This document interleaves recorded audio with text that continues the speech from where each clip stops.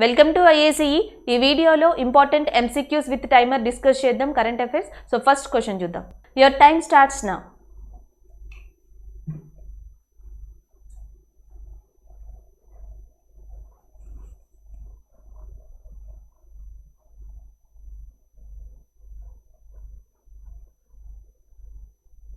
Okay, time up. Question చూద్దాం. Which country has launched its first fully electrified bullet train in the remote Himalayan region of Tibet? So remote Himalayan region of టిబెట్లో మనకి first electric bullet ట్రైన్ని ఎవరు ప్రారంభించారని అడుగుతున్నారు. యాక్చువల్గా ఇది మనకి answer కూడా గుర్తుపెట్టుకోవాల్సిన అవసరం లేదు, ఎందుకంటే టిబెట్ అనగానే వెంటనే మనకు గుర్తొచ్చేది China.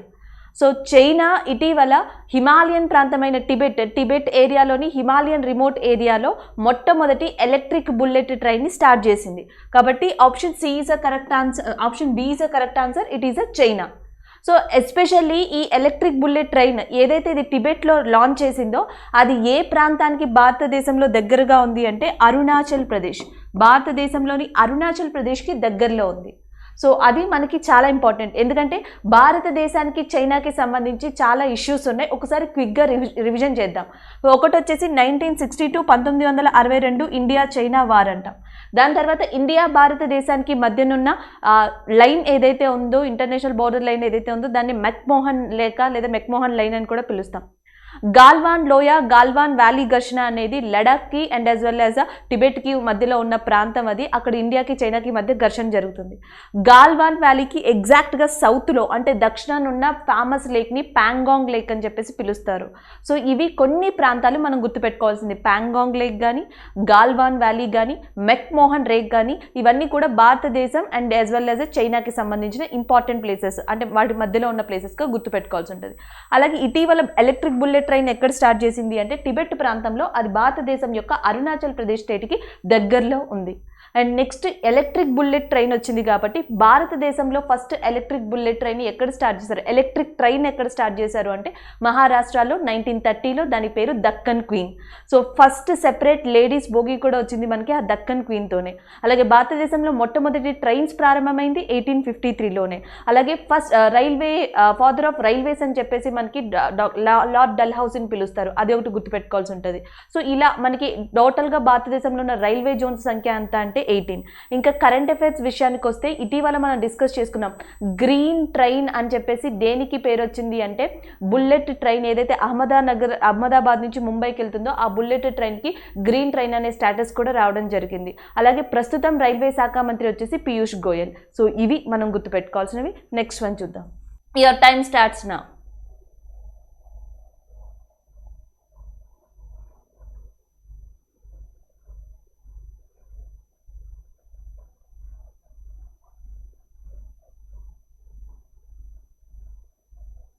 Okay, time up. Question చూద్దాం. Recently the DRDO successfully test fired Pinaka rocket system can destroy targets at a distance up to how many kilometres? So information అంతా ఇందులోనే ఉంది. ఇటీవల DRDO ఒక రాకెట్ సిస్టమ్ని ప్రయోగించింది, దాని పేరు పినాకా. అయితే దాని యొక్క రేంజ్ ఎంత అని అడుగుతున్నారు. యాక్చువల్గా మనకి భారతదేశంలో చాలా రాకెట్ డిస్ట్రాయర్స్ ఇదివరకే DRDO అండ్ ఇస్రో కూడా సంయుక్తంగా డెవలప్ చేసే, టెస్ట్ చేసే, వాడుతున్నాయి కూడా. అయితే ఈ పినాకా యొక్క స్పెషాలిటీ ఏంటి అంటే ఇది multi barrier rocket system. At a time 12 రాకెట్స్ని క్యారీ చేయగలదు, 12 రాకెట్స్ని. అది ఒక స్పెషాలిటీ. రెండోది వచ్చేసి ఇది ఎంతవరకు మనకి టార్గెట్ని డిస్ట్రాయ్ చేయగలదు అంటే 45 kilometers, 45 kilometers. Option C is a correct answer. So ఏదైనా ఒక కొత్త డిఫెన్స్లో ఒక కొత్త సిస్టమ్ కానీ, లేకపోతే మనకి సైన్స్ అండ్ టెక్నాలజీలో ఒక కొత్త రాకెట్ కానీ, మిషన్ కానీ వస్తే దాని పేరు, దానికి సంబంధించిన ఫ్యాక్ట్స్ గుర్తుపెట్టుకోవాలి. సో పినాకా అనేది దేనికి సంబంధించింది అంటే మల్టీ బ్యారియర్ రాకెట్ సిస్టమ్గా గుర్తుపెట్టుకోండి. పినాకాని ఎవరు సక్సెస్ఫుల్గా టెస్ట్ చేశారు అంటే DRDO. సో DRDO ప్రస్తుత హెడ్ ఎవరు అంటే G సతీష్ రెడ్డి ప్రస్తుతం DRDO హెడ్గా ఉన్నారు. అలాగే ఇస్రో హెడ్గా ఉన్నది ఎవరు అంటే K శివన్. సో ఇదివరకే మనం చెప్పుకున్నాం ఇటీవల ISRO and as well as USAకి చెందిన 2 ఏవైతే ఉన్నాయో మనకి సైంటిఫిక్ ఏజెన్సీస్, ఆ 2 కొలాబరేట్ అయ్యి ఒక టెక్నాలజీని రూపొందించనున్నాయని చెప్పేసి మనం కరెంట్ అఫైర్స్లో డిస్కస్ చేసుకున్నాం. ఇటీవల ఇస్రో కూడా న్యూస్లోకి వచ్చింది. ISRO chairman K Sivan and DRDO యొక్క చైర్మన్ వచ్చేసి G సతీష్ రెడ్డిగా గుర్తుపెట్టుకోండి. పినాకా భారతదేశానికి సంబంధించిందే. 45 కిలోమీటర్స్ వరకు డిస్ట్రాయ్ చేయగలదు టార్గెట్ని అండ్ 12 రాకెట్స్ని లాంచ్ చేయగలదు. అండ్ ఇది ఒక rocket, multiple rocket barrier system. And next one చూద్దాం. అలాగే ఈ డిఫెన్స్ గురించి, మిసైల్స్ గురించి చెప్పుకుంటున్నాం కాబట్టి ఈ నెలలో న్యూస్లో ఉన్న ఇంకొక డిఫెన్స్కి సంబంధించిన న్యూస్ ఏది అంటే ఇజ్రాయెల్ న్యూస్లో ఉంది. ఎందుకంటే ఆల్రెడీ మనం డిస్కస్ చేసుకున్నాం, ఒక డ్రోన్స్ని టార్గెట్ చేయగల ఎయిర్ బోర్న్ మిసైల్ని, అది లేజర్ టెక్నాలజీని యూజ్ చేసి ఒక ఎయిర్ బోర్న్ మిసైల్ని లాంచ్ చేసి సక్సెస్ఫుల్గా టెస్ట్ చేసిన కంట్రీ ఏది అంటే Israel. Laser technology airborne మిసైల్గా ఇజ్రాయెల్ని గుర్తుపెట్టుకోండి. రాకెట్ బ్యారియర్ లాంచర్ పినాకాగా DRDO ఇండియాని గుర్తుపెట్టుకోవాలి. నెక్స్ట్ వన్ చూద్దాం. Your time starts now.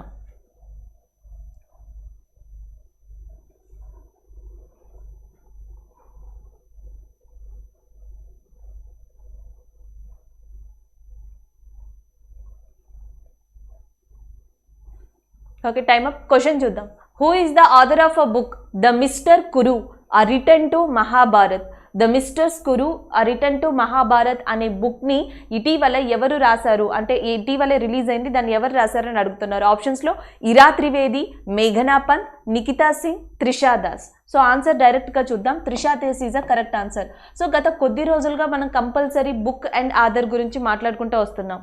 ఒకటి వచ్చేసి మనకి ఏదైతే శ్యామోలా కన్నా రాశారో, మనకి ముఖర్జీ టు దట్ మల్హోత్రా అనే బుక్ని మనం డిస్కస్ చేసుకున్నాం. అంతకుముందు కొన్ని బుక్స్ని డిస్కస్ చేసుకున్నాం. అయితే ఇక్కడున్న స్పెషాలిటీ ఏంటంటే ద మిస్టర్స్ కురు ఆ రిటర్న్ టు మహాభారత్ రాసింది త్రిషా దాసే. కానీ ఇది ఏది రిప్రజెంట్ చేస్తుంది అంటే మహాభారత్కి రిలేటెడ్గా రిప్రజెంట్ చేస్తుంది. Trisha Das famous writer in India, famous author భారతదేశంలో. అయితే ఆమె ఎలాంటి జోనర్స్ ఉన్న బుక్స్ రాస్తుంది అంటే మహాభారత్కి సంబంధించిన జోనర్ ఉన్న బుక్సే రాస్తుంది. ఎందుకంటే 2016లో ఆమె ఒక బుక్ రాసింది, దాని పేరు ద మహాభారత్. సో దాని తర్వాత 2017-18లో కూడా దాన్ని సీక్వెన్సీ టైప్లో మహాభారత్కి సంబంధించిన బుక్సే రాసింది. దాని తర్వాత మిస్టర్ ద్రౌపది రిటర్న్స్ అని చెప్పేసి ఒక బుక్ని రాసింది, మిస్టర్ ద్రౌపది రిటర్న్స్ అని చెప్పి. నెక్స్ట్ రాసిన బుక్ ద మిస్టర్స్ కురు ఆ రిటర్న్ టు మహాభారత్. అంటే మోస్ట్లీ మహాభారత్కి రిలేటెడ్గా ఇప్పుడున్న జనరేషన్కి తగ్గట్టు ఆ బుక్స్ని రాసే పర్సన్గా ఎవరిని గుర్తించవచ్చు అంటే త్రిషా దాస్. సో త్రిషా దాస్ రాసింది ద మిస్టర్స్ కురు ఆ return to Mahabharat. The Mahabharat అనే బుక్ని 2016లో రాసింది. అండ్ అలాగే మిస్టర్ ద్రౌపది రిటర్న్స్ అనే బుక్ని కూడా త్రిషా దాసే రాసింది. అండ్ నెక్స్ట్ వన్ చూద్దాం. Your time starts now.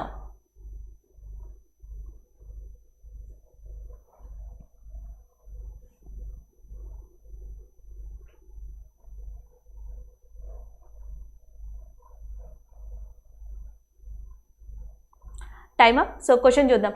Recently the antibodies against which virus have been detected in some of the bat species from a cave in Mahabaleshwar.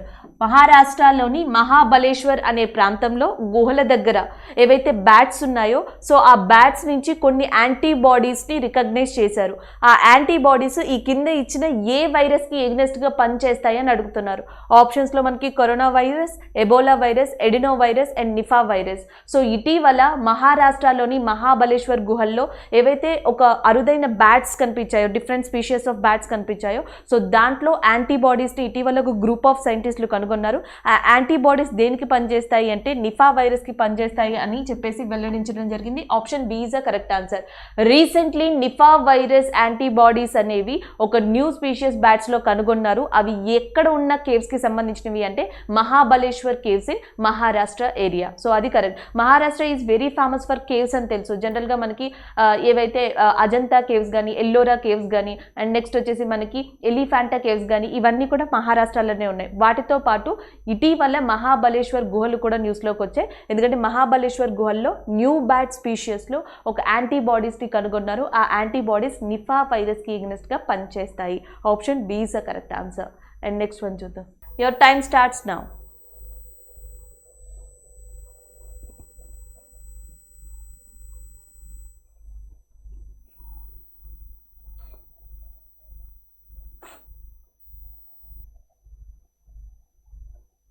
Okay, time up. Question చూద్దాం. Recently which country researchers find a new type of early human near the city of Ramla? So Ramla అనే city ఇటీవల న్యూస్లో ఉంది. ఎందుకు ఉంది అంటే ఇటీవల పురావస్తు శాస్త్రవేత్తలు ఎవరైతే ఉన్నారో సో వాళ్ళు ఒక న్యూ టైప్ ఆఫ్ ఎర్లీ హ్యూమన్ని కనుగొన్నారు. సో అది ఏ కంట్రీలో కనుగొన్నారో అని అడుగుతున్నారు. రామ్లా ఏ ప్రదేశంలో ఉంది అని అడుగుతున్నారు. ఆప్షన్స్లో Afghanistan, Israel, India and as well as Egypt. So answer వచ్చేసి Israel is a correct answer. Option D is a correct one. Hebrew university in Jerusalem. Israel యొక్క క్యాపిటల్ వచ్చేసి జెరూసలేం. దీన్ని గుర్తుపెట్టుకొని నేను చాలాసార్లు చెప్పాను ఇప్పటికే. ఈ ప్రాంతం అనేది వివాదాస్పదంగా ఉంది. ఏ కంట్రీస్కి మధ్య వివాదాస్పదంగా ఉంది అంటే పాలస్తీనా ఇజ్రాయెల్కి మధ్య చాలా సంవత్సరాల నుంచి వివాదాస్పదంగా ఉంటున్న ప్రదేశం జెరూసలేం. అది జెరూసలేం ఇప్పుడు ప్రస్తుతం దేనికి క్యాపిటల్ అంటే ఇజ్రాయెల్కి. అలాంటి జెరూసలేంలో హెబ్రూ యూనివర్సిటీ ఆఫ్ జెరూసలేంకి సంబంధించిన ఒక గ్రూప్ ఆఫ్ ఆర్కియాలజిస్టులు ఏం చేశారు అంటే ఇజ్రాయెల్లోని రామ్లా అనే ప్రాంతంలో ఒక న్యూ టైప్ ఆఫ్ ఎర్లీ హ్యూమన్ని కనుగొన్నారు. ఆ బోన్స్ ఏవైతే మనకి ఎముకలు దొరికాయో ఆ బోన్స్ అన్నీ కూడా ఎర్లీ హ్యూమన్కి సంబంధించినవిగా, అవి నెదర్లాండ్లో ఉండే హ్యూమన్ బోన్స్తో ఏవైతే ఎర్లీ హ్యూమన్ బోన్స్ ఉన్నాయో వాటితో మ్యాచ్ అవుతున్నట్టు, ఎగ్జాక్ట్గా అవే ఫీచర్స్ ఉన్నట్టు కూడా వీళ్ళు చెప్పడం జరిగింది. So that's why option D is a correct answer. అంటే దీని రకంగా 2 సార్లు చూడొచ్చు మనం. న్యూ టైప్ ఆఫ్ ఎర్లీ హ్యూమన్స్ని ఇటీవల శాస్త్రవేత్తలు ప్రపంచంలో ఏ కంట్రీలో కనుగొన్నారు అంటే ఇజ్రాయెల్. లేదా ఇటీవల రామ్లా అనే ప్రదేశం మనకి వార్తల్లో నిలిచింది, అది ఏ కంట్రీకి సంబంధించింది అంటే ఇజ్రాయెల్కి. అండ్ నెక్స్ట్ ఇంకొక విషయం ఏంటి అంటే ఇజ్రాయెల్లో చాలా ఇంపార్టెంట్ ఆర్కియాలజికల్ ప్లేస్గా, అంటే పురావస్తు పరంగా ఇంపార్టెంట్ ప్లేసెస్గా చెప్పేది city of David, Toms of David, temple mount. ఇప్పుడు జనరల్గా మనకి తెలంగాణ చూసుకుంటే చారిత్రాత్మక పరంగా అంటే చార్మినార్, గోల్కొండ ఎంత ఇంపార్టెంట్ అంటాం. అలాగే నార్త్ ఇండియాలో చూసుకుంటే ఆగ్రా ఫోర్ట్ కానీ లేకపోతే తాజ్మహల్ కానీ ఎంత చారిత్రాత్మక పరంగా ఇంపార్టెంటో, అలాగే ఇజ్రాయెల్లో హిస్టారికల్ పరంగా కానీ పురావస్తు పరంగా కానీ చాలా ఇంపార్టెంట్ ప్రదేశాలు city of David, Toms of David, temple mount. ఈ 3 కూడా చాలా ఇంపార్టెంట్ ప్రదేశాలు అని చెప్పేసి చెప్తారు. సో ఇజ్రాయెల్లో ఇవి మనం గుర్తుపెట్టుకోవాల్సినవి. ఇటీవల ఇజ్రాయెల్కి గాజాకి మధ్య కూడా దాడులు జరిగాయి. అది కూడా దేనికి సంబంధించి అంటే జెరూసలేంకి సంబంధించి. సో నెక్స్ట్ వన్ చూద్దాం. Your time starts now.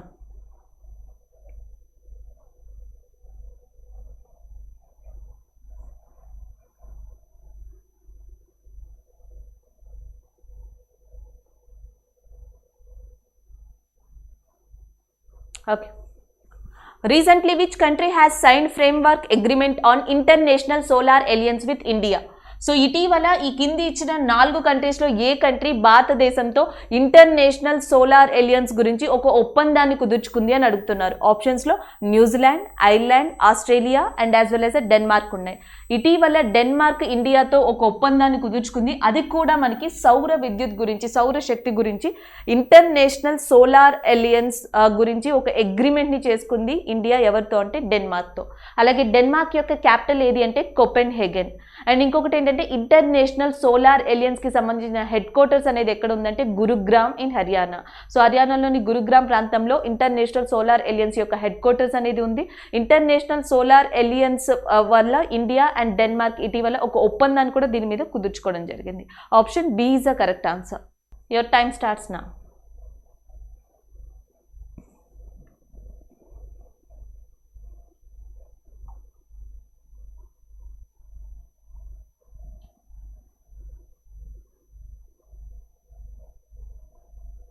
Okay, time. The World Bank has sanctioned $250 million for the SALT project in which state? So మనకి సాల్ట్ ప్రాజెక్ట్ అనే దాన్ని స్టార్ట్ చేశారు ఇటీవల. సో దానికి సంబంధించి వరల్డ్ బ్యాంక్ $250 మిలియన్ ఇవ్వనుంది, శాంక్షన్ చేసింది. So అది ఏ స్టేట్కి సంబంధించిన ప్రాజెక్ట్ ఇండియాలో అని అడుగుతున్నారు. రాజస్థానా, కేరళనా, ఆంధ్రప్రదేశ్ లేదా గుజరాత్ అని అడుగుతున్నారు. యాక్చువల్గా ఆంధ్రప్రదేశ్లో లెర్నింగ్ సిస్టమ్ని అంటే బేసిక్ ఎడ్యుకేషన్ వ్యవస్థని దాంట్లో పలు మార్పులు తీసుకురావడం కోసం సాల్ట్ అనే పథకాన్ని రూపొందించారు. దానికి సంబంధించి వరల్డ్ బ్యాంక్ యొక్క లెండింగ్ ఆర్మ్ అయిన IBRD ఇటీవల $250 మిలియన్ ఈ శాంక్షన్ చేయడానికి ఒప్పుకుంది. So that's why it is in news. So మనకి దేనికి సంబంధించింది అంటే ఆంధ్రప్రదేశ్. ఆల్రెడీ ఇది మనం డిస్కస్ చేసాం. ఆంధ్రప్రదేశ్లో జగనన్న విద్యా దీవెన కానీ లేకపోతే నెక్స్ట్ వచ్చేసి అమ్మ ఒడి కానీ ఇలాంటి పథకాలు ఉన్నాయి. ఆల్రెడీ గవర్నమెంట్ స్కూల్స్లో ఇంగ్లీష్ మీడియం లాంటి వాటిని ఇంట్రడ్యూస్ చేశారు. ఇవి కాకుండా సో జనరల్గా ఏంటంటే స్కూల్ మేనేజ్మెంట్లో మార్పులు తీసుకురావడం, బేసిక్ ఎడ్యుకేషన్ సిస్టంలో ఇప్పుడున్న స్టాండర్డ్స్కి తగ్గట్టుగా దాన్ని మార్పులు చేయడం. సో దీనికోసం అని చెప్పేసి సాల్ట్ అనే ప్రోగ్రామ్ని స్టార్ట్ చేయడం జరిగింది. సో దానికి సంబంధించిన న్యూస్ ఇది. సో ఇది ఈ ప్రాజెక్ట్ ఏ స్టేట్కి సంబంధించింది అంటే ఆంధ్రప్రదేశ్కి సంబంధించింది. అండ్ దేనికి సంబంధించింది, ఏ ఫీల్డ్కి సంబంధించింది అంటే విద్యా వ్యవస్థకి సంబంధించింది. ఎవరు హెల్ప్ చేయబోతున్నారు అంటే వరల్డ్ బ్యాంక్ హెల్ప్ చేయబోతుంది. ఎంత హెల్ప్ చేస్తుంది అంటే $250 million హెల్ప్ చేయబోతుంది. అలాగే కేరళ గురించి మనం చాలాసార్లు ఇప్పటికే డిస్కస్ చేసి ఉన్నాం. కేరళ అనగానే మనకు వెంటనే గుర్తుకు రావాల్సింది కొచ్చిన్. ఇటీవల కొచ్చిన్ పలుసార్లు న్యూస్లో ఉంది. దాని గురించి మనం డిస్కస్ చేసుకున్నాం. Role of excellence in airport service, airport quality service award ఈ సంవత్సరం కొచ్చిన్ ఇంటర్నేషనల్ ఎయిర్పోర్ట్కి వచ్చింది.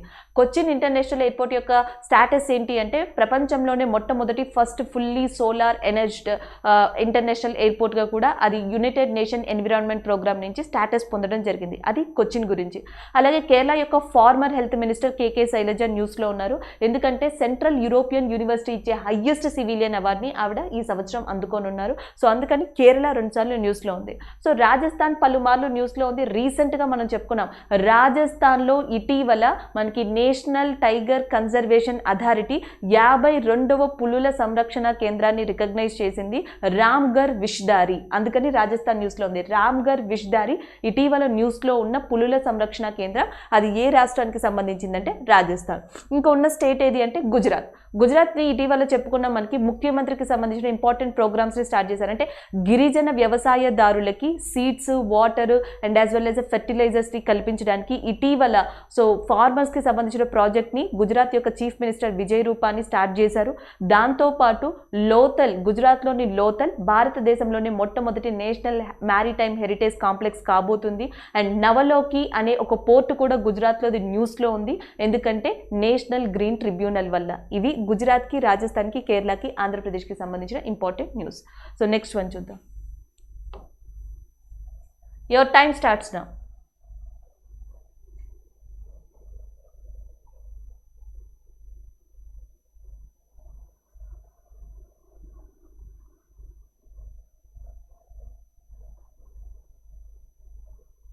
Okay.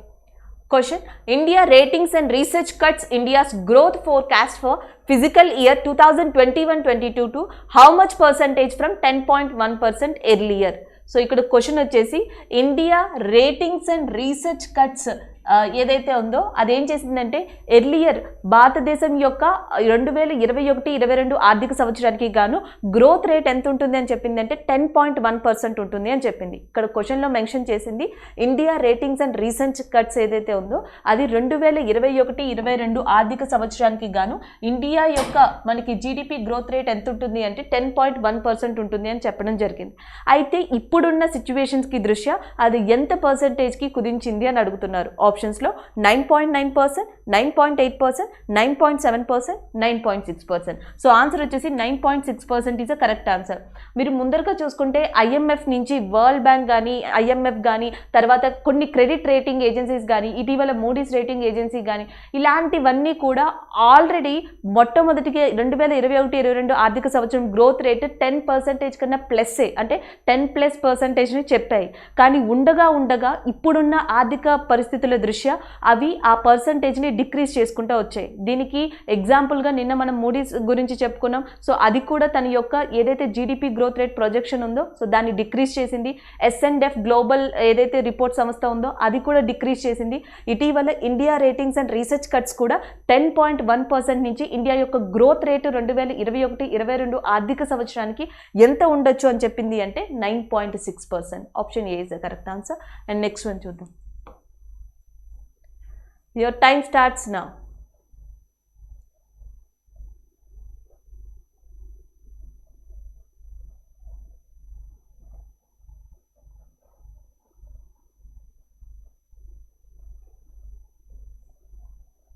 Okay.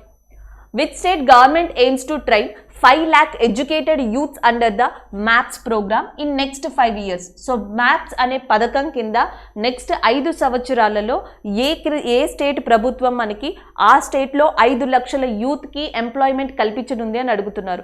ఆప్షన్స్లో మహారాష్ట్ర, మిజోరం, మధ్యప్రదేశ్, మణిపూర్. సో ఆన్సర్ వచ్చేసి option B is a correct answer, Maharashtra. So ఇటీవల మహారాష్ట్ర MAPS అనే ప్రాజెక్ట్ని చేపట్టింది. సో దీంట్లో ఏంటంటే నెక్స్ట్ 5 సంవత్సరాల్లోకెల్లా యూత్ని ట్రైన్ చేసి సో వాళ్ళకి ఎంప్లాయ్మెంట్ ఇచ్చే విధంగా టార్గెట్ పెట్టుకోవడం జరిగింది. Option B is the correct answer. మనం ఈ యూత్ ఎంప్లాయ్మెంట్ గురించి తరచుగా న్యూస్లో వింటూ ఉంటున్నాం, మీకు ఆల్రెడీ తెలుసు. ద బెస్ట్ ఎగ్జాంపుల్ వచ్చేసి నాబార్డ్ అంబుజా సిమెంట్, అది కూడా గ్రామీణాల్లో ఉన్న యువతకి ఉపాధి కల్పించడం కోసం ఒప్పందం కుదుర్చుకున్నాయి. సో దాని తర్వాత ఇటీవల WhatsApp national skill development council NSDC అంటాం.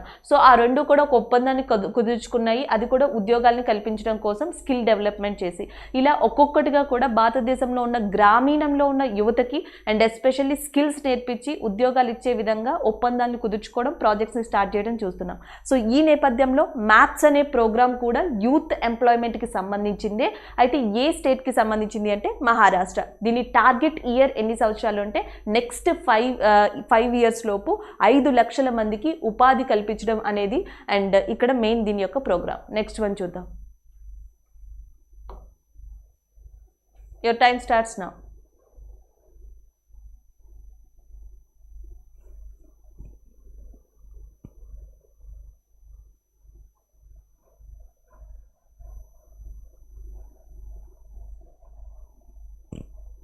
Okay. Which state is top performer among all Indian states in the Indian Smart Cities Awards context? So Indian smart cities award కాంటెస్ట్లో భారతదేశంలోని ఏ స్టేట్ టాప్ పర్ఫార్మెన్స్గా నిలిచింది 2020కి అని అడుగుతున్నారు. ఆప్షన్స్లో తమిళనాడు, మధ్యప్రదేశ్, ఆంధ్రప్రదేశ్ అండ్ ఉత్తరప్రదేశ్ ఉన్నాయి. Answer వచ్చేసి Uttar Pradesh is a correct answer. So 2020 the Indian smart city awards కాంటెక్స్ట్లో టాప్ సిటీస్గా నిలిచి అండ్ టాప్ ర్యాంక్లో నిలిచిన స్టేట్ ఏది అంటే Uttar Pradesh. Option D is a correct answer. అలాగే ఆంధ్రప్రదేశ్ దేనికి సంబంధించిన దాంట్లో టాప్ స్టేట్గా నిలిచింది అంటే IBPS, ఇండియన్ బిజినెస్ ప్రాసెసింగ్ ఏదైతే ఉందో మనకి అవుట్సోర్సింగ్ ప్రాసెస్. సో దాంట్లో మనకి IBPS స్కీమ్లో ఆంధ్రప్రదేశ్ అనేది టాప్ స్టేట్లో నిలిచింది and Indian smart cities award కాంటెస్ట్లో ఉత్తరప్రదేశ్ అనేది టాప్ స్టేట్గా నిలిచింది. అలాగే నెక్స్ట్ వచ్చేసి మనకి ఏదైతే ఎనీమియా ముక్త్ భారత్ అని ఉందో, ఎనీమియా ముక్త్ భారత్ 2021 ఇండెక్స్లో టాప్ స్టేట్గా నిలిచింది ఏది అంటే మధ్యప్రదేశ్, ఎనీమియా ముక్త్ భారత్. సో ఇవి మనకు సంబంధించిన విషయాలు. ఎనీమియా ముక్త్ భారత్లో మనకి ఏదైతే మధ్యప్రదేశ్ ఉందో మధ్యప్రదేశ్ టాప్ స్టేట్లో నిలిచింది. సెకండ్ ఒడిస్సా వచ్చింది, థర్డ్ హిమాచల్ ప్రదేశ్ వచ్చింది. నెక్స్ట్ వచ్చేటప్పటికి Uttar Pradesh. So Indian smart cities awards కాంటెస్ట్లో ఉత్తరప్రదేశ్ టాప్లోకి వచ్చింది. నెక్స్ట్ IBPS స్కీమ్ ఏదైతే ఉందో దాంట్లో టాప్ స్టేట్గా ఆంధ్రప్రదేశ్, సెకండ్ స్టేట్గా తమిళనాడు ఉన్నాయి. Your time starts now.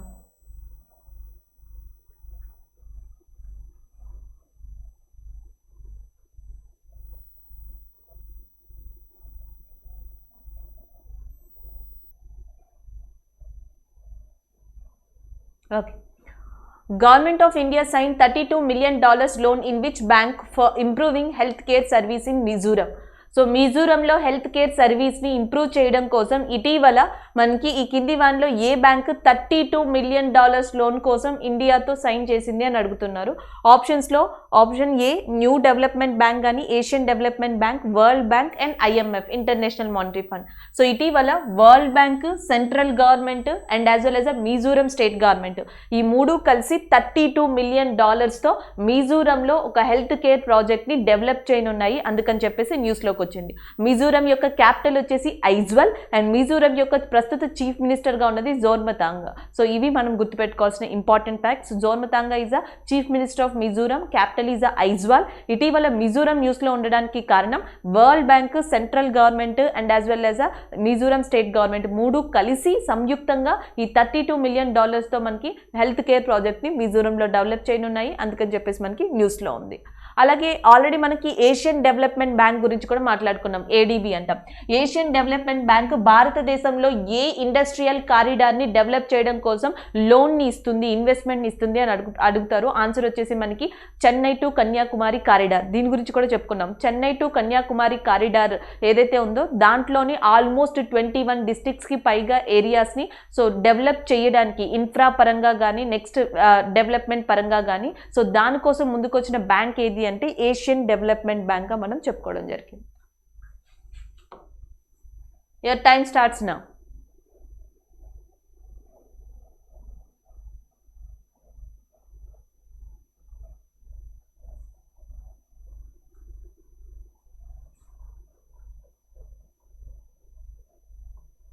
Okay.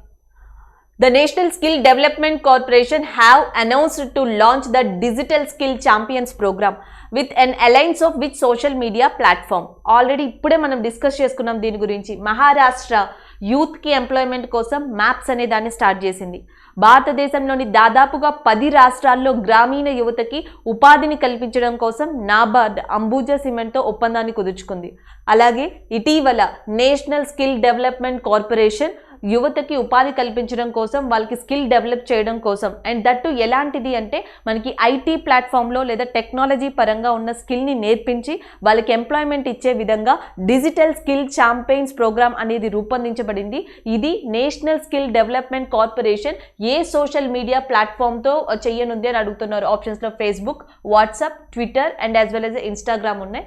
Answer వచ్చేసి WhatsApp is a correct answer, option C. So WhatsApp, national skill development corporation ఈ రెండు కూడా కొలాబరేట్ అయ్యి సో మనకి ఈ టెక్నాలజీ పరంగా ఏవైతే మనకి కొత్త న్యూ మనకి థాట్స్ కానీ లేకపోతే న్యూ ఇన్నోవేషన్స్ కానీ ఏవైతే ఉన్నాయో ఈ మొత్తం అంతా కూడా మనకి యూత్కి నేర్పించి వాళ్ళకి ఎంప్లాయ్మెంట్ ఇచ్చే విధంగా ఈ డిజిటల్ స్కిల్ ఛాంపియన్స్ ప్రోగ్రామ్ అనేది రూపొందించబడింది. Your time starts now.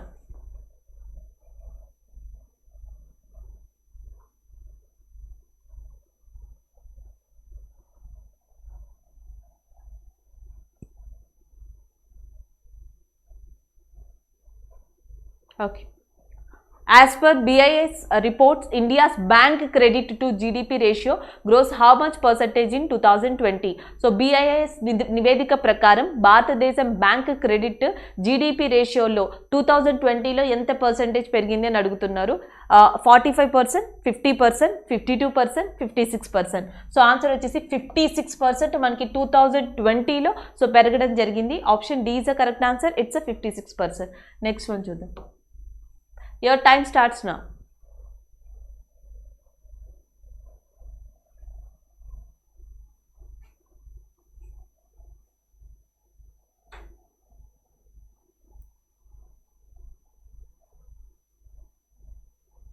Okay. Recently, which bank has launched the ఆరోగ్యం health care business loan? So ఇటీవల ఆరోగ్యం హెల్త్ కేర్ బిజినెస్ లోన్ని ఏ బ్యాంక్ లాంచ్ చేసింది అని అడుగుతున్నారు. సో జనరల్గా మనం చాలా బ్యాంక్స్ గురించి చెప్పుకుంటూ వస్తున్నాం. లైక్ ఇండియన్ ఫస్ట్ బ్యాంక్, అది కోవిడ్ టైంలో హెల్ప్ చేసింది రేషన్ కిట్స్ కోసం అని చెప్పేసి. దాని తర్వాత నెక్స్ట్ వచ్చేసి కెనరా బ్యాంక్, దాని తర్వాత ఐసిఐసిఐ బ్యాంక్, ఇలా ఒక్కొక్క దాని గురించి డిస్కస్ చేసుకుంటూ వచ్చాం. అయితే ఇటీవల ద ఆరోగ్యం హెల్త్ కేర్ బిజినెస్ లోన్ అనే దాన్ని ఏ బ్యాంక్ ఇంట్రడ్యూస్ చేసింది అని అడుగుతున్నారు. HDFC bank and Indian bank, Punjab national bank, SBI bank. So answer వచ్చేసి SBI bank is a correct answer, option B. So SBI bank ఇటీవల ఆరోగ్యం హెల్త్ కేర్ బిజినెస్ లోన్ అనే దాన్ని ప్రొవైడ్ చేయడం జరిగింది. ఎస్బీఐ యొక్క హెడ్ క్వార్టర్స్ వచ్చేసి మనకి ముంబైలో ఉంది అండ్ ప్రస్తుతం ఎస్బీఐ చైర్మన్ గా దినేష్ కారా ఉన్నారు. Your time starts now.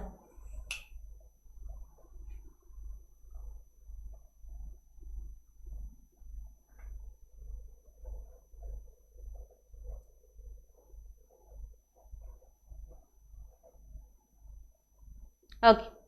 Recently, which company has donated 135 units of ultraviolet C disinfection boxes to Hyderabad City Police? Hyderabad city పోలీస్కి 135 యూనిట్స్ అల్ట్రావైలెట్ సి డిస్ఇన్ఫెక్షన్ బాక్సెస్ని ఎవరు డొనేట్ చేశారని అడుగుతున్నారు. ఆప్షన్స్లో Google, Amazon, Apple and Microsoft ఉన్నాయి. సో ఆన్సర్ వచ్చేసి Microsoft is a correct answer. ఇటీవల Microsoft 135 units ultra violet C disinfection బాక్సెస్ని హైదరాబాద్ పోలీస్కి డొనేట్ చేయడం జరిగింది. అలాగే మైక్రోసాఫ్ట్ నూతన చైర్మన్గా సత్య నాదెల్లా మనకి ఇటీవల అపాయింట్ కావడం జరిగింది. సో ఇది వరకు జాన్ థామ్సన్ ఎవరైతే ఉన్నారో ఆయన్ని రీప్లేస్ చేసి సత్య నాదెల్లా ఇటీవల మైక్రోసాఫ్ట్కి చైర్మన్గా అపాయింట్ అయ్యారు. And next one, your time starts now.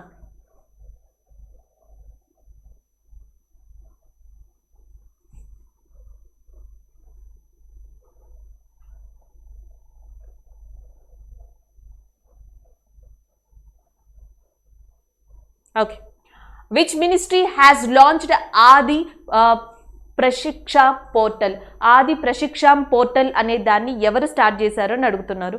ఆప్షన్స్లో ministry of finance, ministry of law and justice, ministry of tribal affairs, ministry of health and family welfare అని ఉన్నాయి. సో ఆది ప్రశిక్షాన్ అనే పోర్టల్ని ఎవరి కోసం స్టార్ట్ చేశారు అంటే ట్రైబల్ పీపుల్ కోసం. ఆల్రెడీ గిరిజన ప్రాంతాల్లో ఉన్న వాళ్ళకి వన్దాన్ యోజన లాంటి పథకాలు స్టార్ట్ అయ్యాయి, వన్దాన్ కేంద్రాస్ లాంటివి స్టార్ట్ అయ్యాయి. అంటే ట్రైబల్ పీపుల్, గిరిజన పీపుల్ ఉపాధి పొందడం కోసం వాళ్ళు ఏవైతే ప్రొడక్ట్స్ చేస్తారో ఆ ప్రొడక్ట్స్ని మార్కెట్కి తీసుకెళ్ళడం కోసం కొన్ని నోడల్ ఏజెన్సీస్ని స్థాపించారు. సో ఆ నోడల్ ఏజెన్సీస్లో సెల్ఫ్ హెల్ప్ గ్రూప్స్ కానీ మిగతా వాళ్ళు కానీ సో వీళ్ళందరూ ఉండి గిరిజనులు తయారు చేసిన ప్రొడక్ట్స్ని మార్కెట్కి తీసుకెళ్ళి అమ్మడం జరుగుతుంది. సో దానివల్ల ఏంటంటే ట్రైబల్ ప్రొడక్ట్స్ అనేవి మార్కెట్లో ఇంట్రడ్యూస్ అవుతాయి అండ్ గిరిజనులు కూడా దీనివల్ల లబ్ధి పొందుతారు. అయితే ఇలాంటి ప్రోగ్రామ్స్ చాలా ఆల్రెడీ స్టార్ట్ అయి ఉన్నాయి. ఇలాంటి ప్రోగ్రామ్స్ అన్నింటిలో కూడా అటు గిరిజనులకి ఎవరైతే ఈ మధ్యలో మనకి ఏజెన్సీస్ ఉన్నాయో వీళ్ళకి ట్రైన్ చేసే విధంగా సో ఈ పథకాన్ని ఆది ప్రశిక్షణ్ పోర్టల్ పథకాన్ని ఇటీవల ప్రారంభించడం జరిగింది ministry of tribal affairs. Option B is the correct answer. So గిరిజన శాఖ మంత్రి అయిన అర్జున్ ముండా ఇటీవల మనకి ఆది ప్రశిక్షణ పోర్టల్ అనే దాన్ని స్టార్ట్ చేశారు. సో దీంట్లో ఏంటి అంటే వివిధ ట్రైబల్కి సంబంధించిన ప్రోగ్రామ్స్ ఏవైతే ఉన్నాయో అన్నిటినీ కూడా ఈ పోర్టల్ ద్వారా ఒకే ప్లాట్ఫామ్కి తీసుకొస్తారు. అలా ప్లాట్ఫామ్కి తీసుకొచ్చిన తర్వాత సో ట్రైనీస్ని ఇంట్రడ్యూస్ చేయడం, గిరిజన ప్రాంతాల్లో ఉన్న వాళ్ళకి స్కిల్ డెవలప్మెంట్ ఇవ్వడం, సో వాళ్ళకి దీని గురించి అవేర్నెస్ ఇవ్వడం, గిరిజన యొక్క ప్రోడక్ట్స్ గురించి బయట వాళ్ళకి అవేర్నెస్ ఇవ్వడం, ఇలా ఏవైతే డిఫరెంట్ ప్రోగ్రామ్స్ ఉన్నాయో ఇవన్నిటినీ కూడా ఈ పోర్టల్ ద్వారా సింగిల్ ప్లాట్ఫామ్ మీదకి తీసుకురాబోతున్నారు ministry of tribal affairs. So అందువల్ల ఆది పరిశిష్టన్ అనే పోర్టల్ని ఎవరు స్టార్ట్ చేశారు అంటే ministry of tribal affairs start చేయడం జరిగింది. Option B is the correct answer.